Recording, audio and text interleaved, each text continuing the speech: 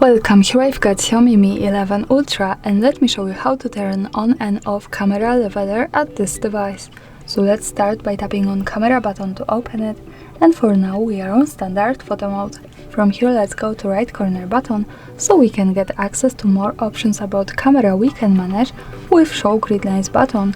We have to focus on it because leveler is inside it, so let's tap on the bottom of it to get access to more options. And here we can see our straighten, so by just one tap we can turn on, another tap to turn off camera leveler, and here in the preview with the grid it appears. And it is useful when we want to be sure that we hold our device steady when we need to take straight picture. As you can see, when this line is at color, we can be sure that we hold it steady.